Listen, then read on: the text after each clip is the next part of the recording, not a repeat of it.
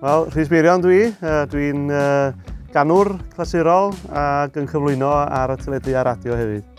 Sean Meirion a dwi wedi gadael ysgol.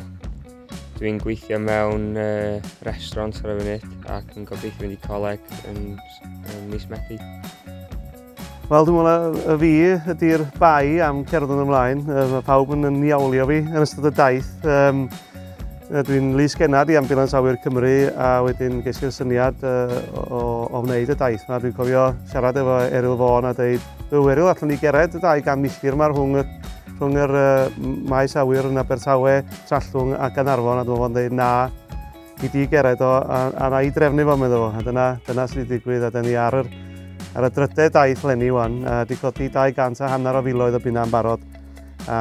Hon fydd yr ola i'r Ambulance Awyr, so edrych ymlaen i gobeithio codi lot o mwy o bres eto. Mae'r ymateb gan bobl Cymru wedi bod yn anhygoel, yn enwedig flwyddyn dwytha.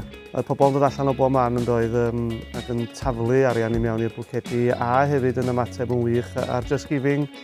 Oherwydd bod pobl yn ymateb fel maen nhw ac yn rhoi gymaint o arian, mae rhywun yn cael y nerth yn ystod y daith i fynd drwy'r boen a'r artaith mewn ffordd, achos dydy ddim yn hawdd. Fel ydych chi wedi gweld o'r lluniau, does a ddim shortcut. Mae o 200 milltir ar y tarmac. Felly, ond na, mae ffaith bod pobl yn cyfrannu wrth gwrs yn gwneud y peth yn haws. Nath o wrth fi. Dwi wedi bod yn cyrraedd lot efo ffrindiau fi felly. O'n i eisiau gwneud o, o'n i eisiau prwfio o fi'n well o ddath am gerdd, so o'n i'n ffitach nhw. Y fi sydd wedi gwneud y mwyaf am arfer.